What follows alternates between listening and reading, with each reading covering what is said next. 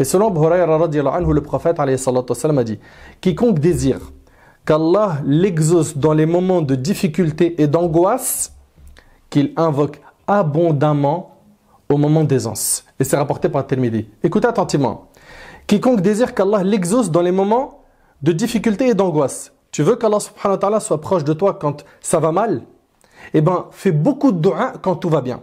Qu'il invoque abondamment au moment d'aisance. Et c'est ça. C'est ça en fait le secret.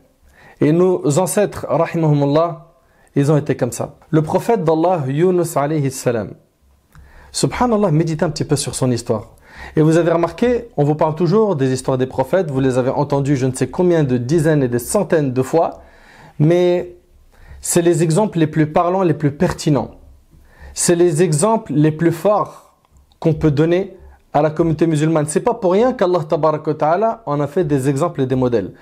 Le prophète Yunus alayhi salam, vous le savez qu'après le tirage au sort sur le bateau, il se retrouve lui à quitter le bateau et donc il se retrouve dans les ténèbres de la mer, pendant les ténèbres de la nuit. Et il se retrouve avalé par ordre d'Allah par un grand poisson. Allah Ta'ala dans Surat As-Saffat nous dit: فَالْتَقَمَهُ الْحُوتُ وَهُوَ مُلِيمٌ فَلَوْلَا أَنَّهُ كَانَ مِنَ الْمُسَبِّحِينَ لَلَبِثَ فِي بَطْنِهِ إِلَى يَوْمِ يُبْعَثُونَ. Allahu Akbar. Le poisson l'avala alors qu'il était blâmable. S'il n'avait pas été parmi ceux qui glorifient Allah, il serait demeuré dans son ventre jusqu'au jour où l'on sera ressuscité. En deux mots, ce qui a sauvé Yunus alayhi salam, c'est qu'il faisait beaucoup de tasbih quand tout allait bien. فَلَوْلَا أَنَّهُ كَانَ مِنَ الْمُسَبِّحِينَ. C'est-à-dire que quand tout allait bien, il glorifiait beaucoup Allah.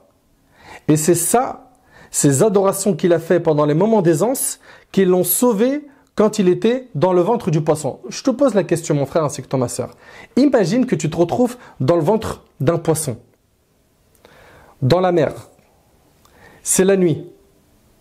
Qui peut t'entendre parmi les humains? Allez, on va dire que tu as le meilleur smartphone qui existe. Ok? Tu n'as pas 4G, tu as 9G. Billahi alayk, explique-moi comment à ce moment-là, tu vas pouvoir contacter un humain. Et là, on voit qu'en réalité, le seul qui délivre des épreuves, quand elles s'intensifient, quand elles deviennent très dures, c'est Allah subhanahu wa ta'ala. C'est Allah subhanahu wa ta'ala qui délivre des épreuves.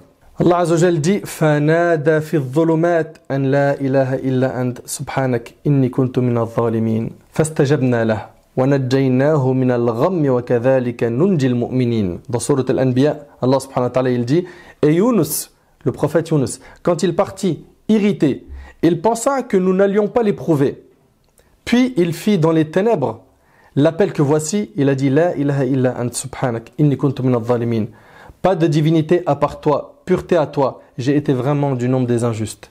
La suite, nous l'exaucâmes et le sauvâmes de son angoisse, et c'est ainsi que nous sauvons les croyants.